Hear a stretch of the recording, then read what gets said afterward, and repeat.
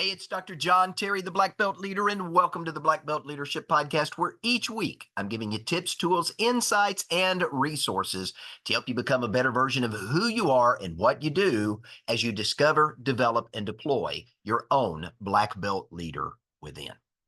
Hey, this week I want to talk about when life throws you a curve or you get taken on that dreaded detour nobody wants to go on. Now, let me kind of set the stage with a story. It's the dreaded visual that nobody wants to see when you're driving down the interstate or any highway for that matter. You're driving down the road, enjoying life, and all of a sudden you look before you, and what do you see? A wall of traffic, brake lights shining in the distance, and everyone is beginning to crawl to a stop.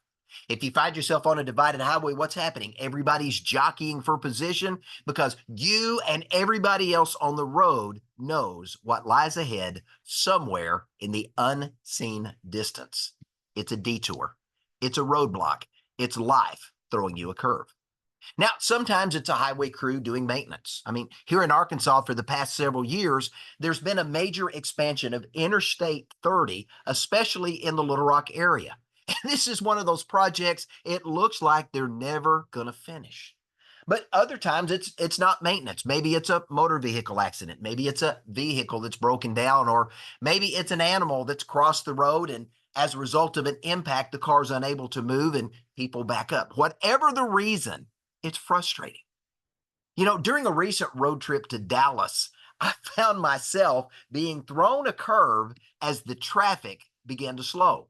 I was on the interstate highway and we were moving at well over 70 miles an hour. And all of a sudden, as I looked forward, I saw 4 lanes narrowing to 3 as everybody began to scoot over. And then I began to ease my way over into the 3 lanes, and all of a sudden 3 lanes became 2, and then 2 lanes became 1 as traffic literally backed up as far as the eye could see. For about 45 minutes, me and everybody else on the highway was creeping along at what I call turtle speed. 2 steps forward, stop. 2 steps forward, stop. The wheels roll once, you stop. 45 minutes of crawling down the highway, and all of a sudden, I came up on the cause of the problem, and I had to smile. Can you believe what was on the interstate highway just outside of downtown Dallas? It was a 22-foot ski boat, absolutely gorgeous ski boat that was straddling 2 lanes of the interstate. So what had happened? A pickup truck was driving down the road, and from what I could tell, it looked like it jackknifed because the truck was cockeyed, as was the trailer. My guess is it had to stop suddenly. But for whatever reason, this vehicle, this trailer jackknifed, and the boat was ejected from the trailer. It came to a stop, completely blocking 2 lanes of traffic. There were scrape marks on the hull that indicated that boat had skid for some distance. I'm sure if you were driving down the highway as that happened, it was probably a sight to behold. Now, as I drove by slowly, just like everybody else, I was gawking. I was looking to kind of see what was going on. It was apparent that the law enforcement officers on the scene, along with the driver that had been involved in this accident, had no clue what anybody was going to do next. Think about it. A 22-foot boat setting in the middle of the interstate. Eyes wide open. What's everybody doing? They're gawking at this beautiful, now scarred ski boat blocking traffic on a busy interstate highway. And I could only imagine the look on the wrecker operator's face when he or she showed up to clear the highway. Now, I'm sure the owner of the boat never envisioned his boat skidding down the highway and blocking traffic for miles and miles as he was either going home or headed to the lake or wherever he happened to be going when this accident happened. But now think about what's going on in his mind. He's frustrated, he's angry, he's embarrassed, and he's having to deal with a host of other negative emotions. And my guess, he's trying to figure out how to not only explain to his insurance agent, but explain to his family what happened and why. Life had thrown him an unexpected curve. So here's my question. Has this ever happened to you? Now, I'm not talking about the boat, but has life ever thrown you a curve? And here's an even better question. What happens when life throws you a curve? How do you respond?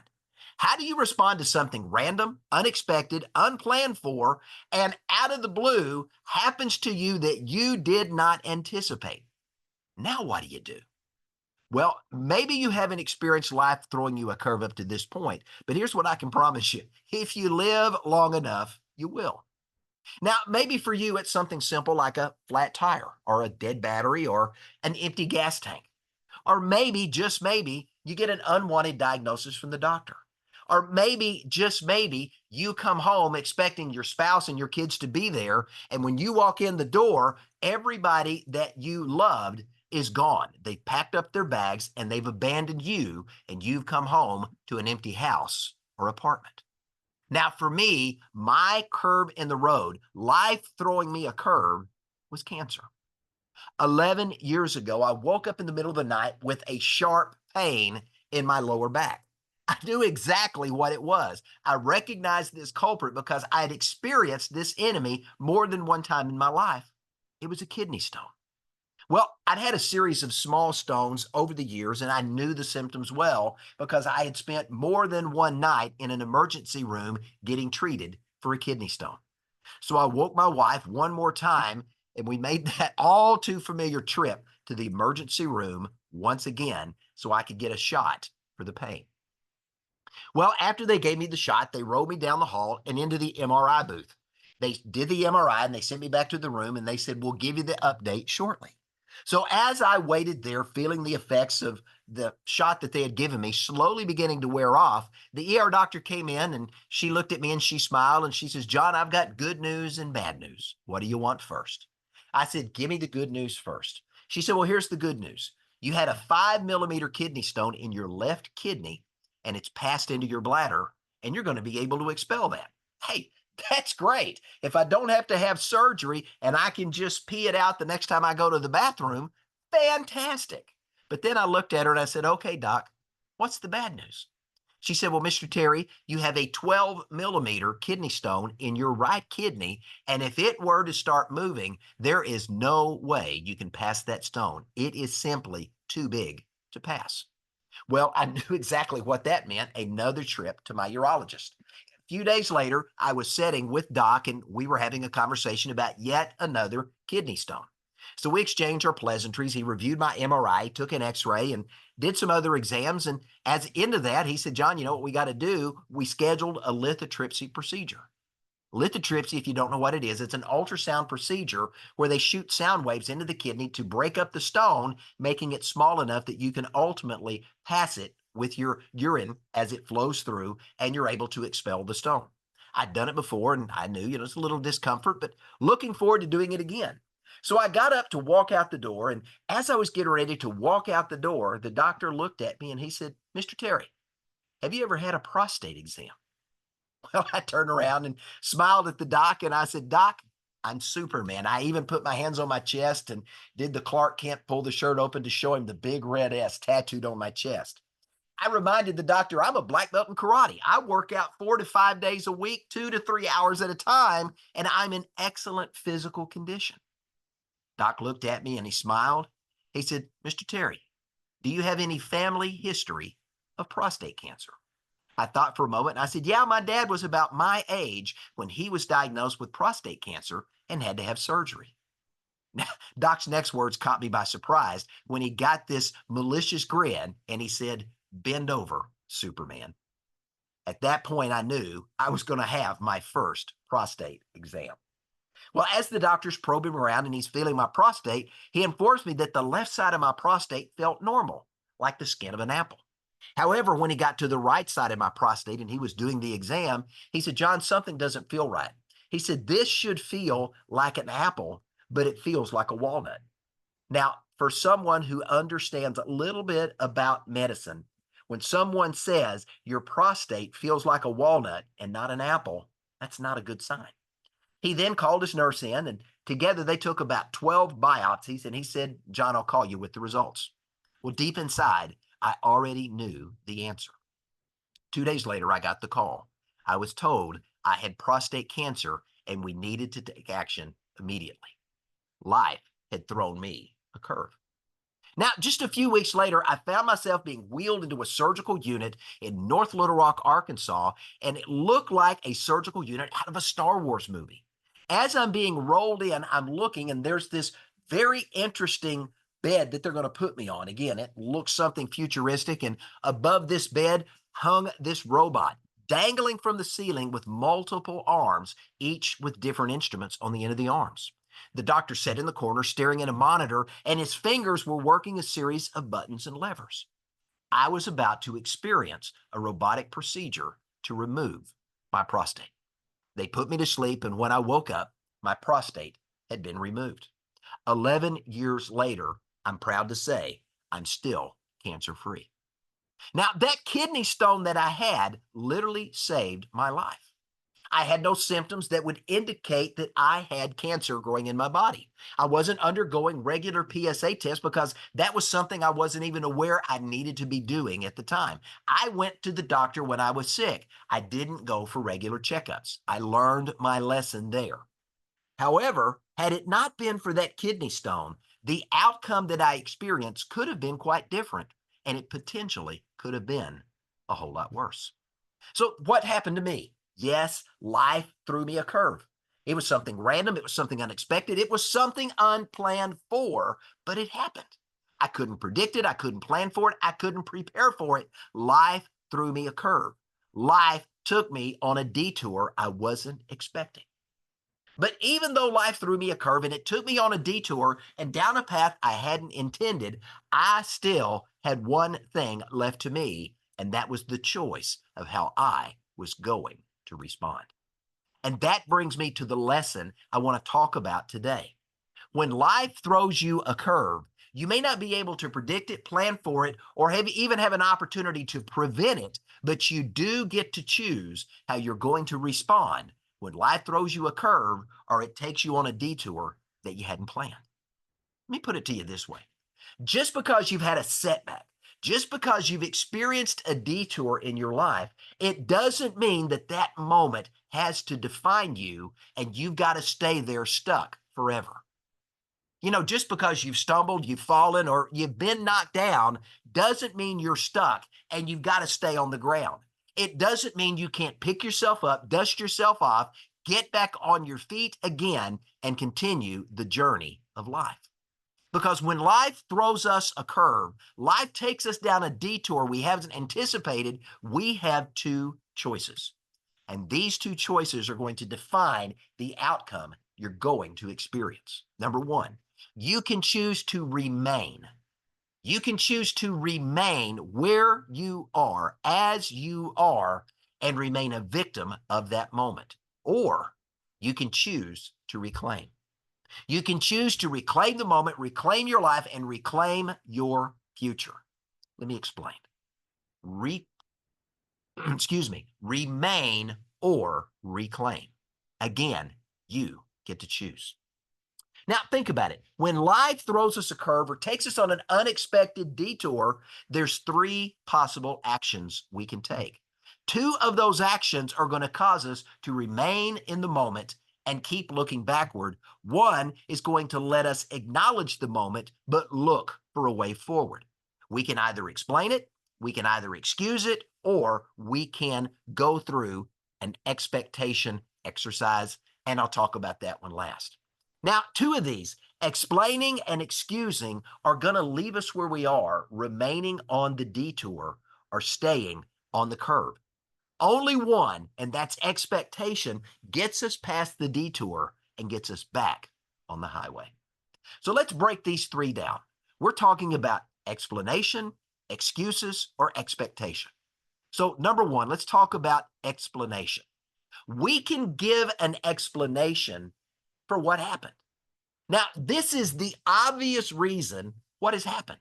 If you're roller skating and your skate hits a rock and you stumble and fall, you can explain a rock got in the way and I fell. That is the obvious thing that we can do. An explanation, what does it do? It defines this present moment. Now, the explanation can also define what led up to the present moment, but it's backward looking. An explanation is always looking at the moment and what preceded the moment. It's like living life looking in the rearview mirror. Now, explanations are easy because we can always rationalize what's going on and seek to explain it away. We can give a reason why. We can rationalize it with all of these logical reasons why this happened or that happened. However, it leaves us stuck in the moment. And when we're stuck in the moment, we remain. Now, an explanation doesn't define what happens next. It focuses our attention not on the future, but on the past and the present, and it doesn't look forward to what could be. It sees the problem and focuses on the problem itself and not the opportunities that the problem has presented. An explanation by itself fails to reveal the opportunities that are hidden within the difficulties and challenges of life that we face that are going to reveal a way forward through, over, or around this particular issue that we're dealing with so that we can get off the detour and get back on the highway. Understand this. When we are explaining, we are remaining. That's a great way to remember that. When we are explaining, we are remaining. Now, the second action, the second response we can have is that we can make an excuse for what happened. And we all love to make excuses. Humanity is known for the excuses that they make. What is an excuse? It's a defense of, or it's a justification for something that happened, often attempting to downplay our role that was involved in causing that to happen, either by something we did or something we didn't do. But again, when we're making an excuse, what are we doing? We're looking backwards. We're stuck in the moment, living life in the rear view mirror, looking backwards at what happened and trying to excuse it away. It's our attempt to downplay, to ignore, or to deny our own involvement by action or inaction on our part. So what are we doing? When we make an excuse, we're simply trying to excuse or explain away, if I could use that word, what happened. We're trying to divert attention from the facts. Excuses are often used to explain the role that you and I played or the opportunity that we had that we didn't take advantage of, i.e. inaction. And as a result of that, we're looking for a way to deny our involvement in what happened. Going back to the example of roller skating, and the rock takes out the skate and you fall. Maybe you saw the rock and you didn't move. Maybe you were too busy talking on the phone while you were skating and you didn't see the rock on the sidewalk in front of you. And if you'd have been paying attention rather than talking on the phone or looking around at this, that, or the other, you would have seen the rock and you wouldn't have fallen. Again, making an excuse for your part in the action. Now, sometimes an excuse can be an attempt to blame someone or something else. Again, casting the blame or the excuse elsewhere. What are we doing? We are excusing. And when we are excusing, guess what? We are losing. Because when we make an excuse, we're denying our own involvement and we're doing nothing more than lying to ourselves. And as a result of that, we don't reclaim our lives. We remain stuck in the detour and still going in a circle, enjoying the curve that life has thrown our way. But there's a third way we can respond, and this third way is choosing expectation. Now, what do I mean by expectation? It's understanding that in life, there's going to be some good, there's going to be some bad, and there's going to be some okay. We expect that we're going to have some of all of that in our lives, but it's a conscious decision. No matter what life brings our way, good, bad, indifferent, ugly, or otherwise, we're going to look beyond the difficulty, the obstacle, or the challenge that we just experienced or we're going through right now, and we start looking for a way forward.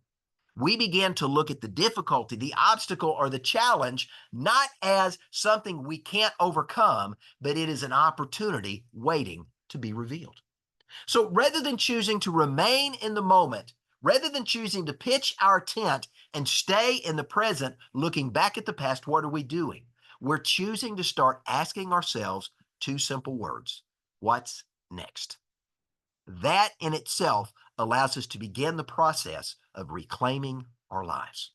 Because when we live an expectant life, understanding good, bad, and indifferent is going to happen. And no matter what happens, we're going to look for the opportunity to keep moving forward. We're not denying that life can and will throw us a curve or take us down a detour. Life happens.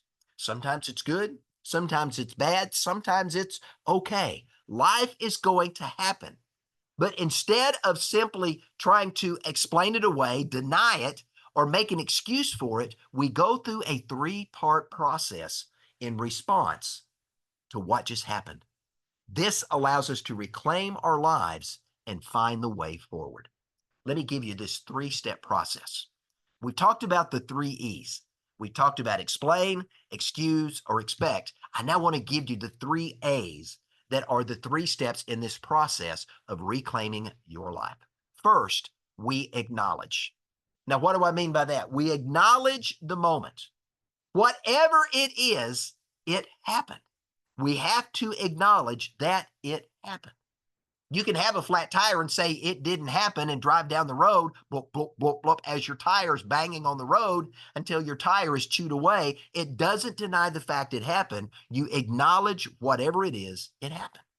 You and I, we can't go back in time and fix it. We can't go back in time and prevent it because it's already happened. So we acknowledge what happened.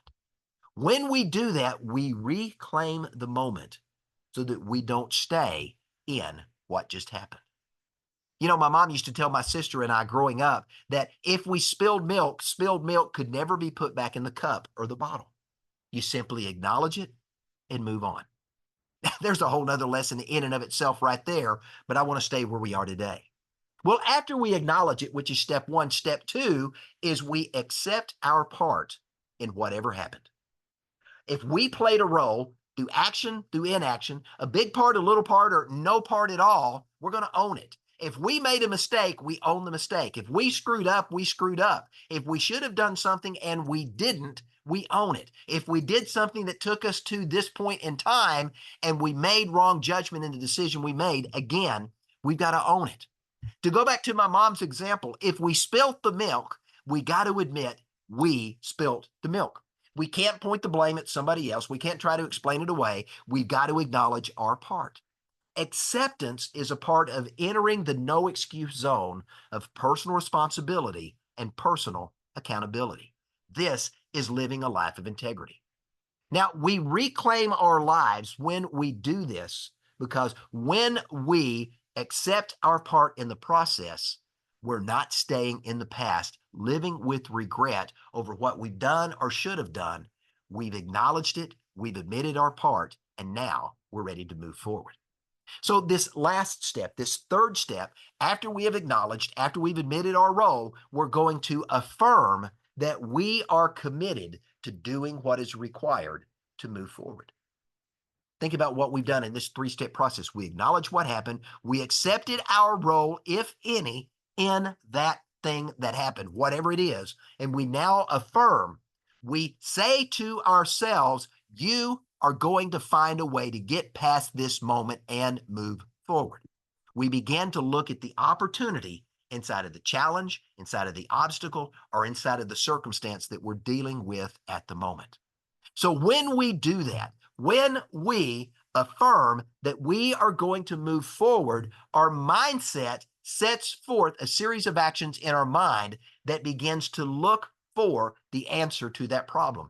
When we tell ourselves and affirm that we are going to move forward, our brain begins to work tirelessly to find the answers so that we can get off the detour and get back on the highway and start moving forward.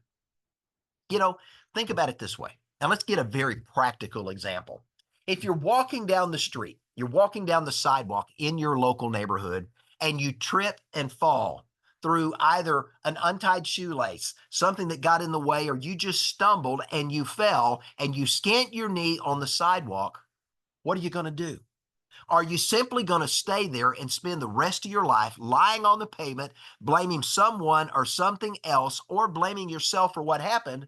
Or are you simply going to get up, dust yourself off, look to see how bad it is, and start walking once again. Odds are you're not going to spend the rest of your life on the pavement. And if so, we got a different conversation you and I probably need to have offline. But if you're like most of us, you're going to get up and you're going to start walking again. This is exactly the process I'm talking about in reclaiming your life. You know, author C.S. Lewis famously said, "You can't go back and change the beginning, but you can start where you are and change the ending." Now, there's a lot of truth in that statement. And what is C.S. Lewis saying? He's talking about reclaiming our lives when life throws us a curve or takes us on a detour that we hadn't anticipated.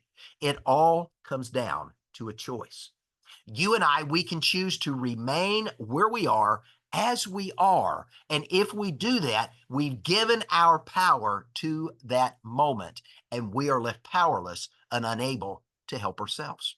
Or we can choose to reclaim our power by reclaiming our lives and reclaiming our future by choosing to acknowledge the moment, accept our part in it, and affirm that whatever it is that happened isn't going to define us, and we're going to find a way to get back on track and to keep moving forward. Remember, if you explain and excuse, you're going to remain stuck in the moment, focused on the past. Having given your power to the moment, you are powerless to move forward. So if you live your life with expectancy, no matter what life throws your way, no matter what detour temporarily reroutes you, guess what? You're going to be okay. You're going to overcome and you're going to get back on the highway of life to get you from where you are to where you want to be. Why is that the case? Because your outlook determines your outcome. And when you affirm in your thinking that you are going to keep moving forward and you're going to get back on the highway, moving from where you are to where you want to be, remember, as you think, you become. So as you begin to think affirming thoughts, you're going to be taking actions that correspond with what you're affirming in your thinking.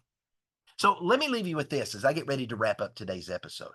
We've got a choice: remain or reclaim. I want to challenge you to choose to reclaim and to refuse to remain. When you choose to reclaim, you take your power back, you take your life back, and you take your future back. When you choose to remain in the moment looking backwards, you've given power to that moment and the things that made that moment happen, and you remain powerless, unable to move forward. One choice is going to leave you stuck where you are as you are, unchanged, a victim.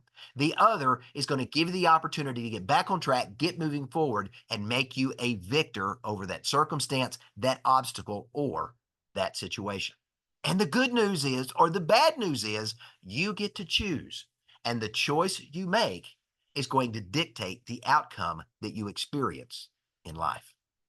So let me leave you again with the insightful words of C.S. Lewis.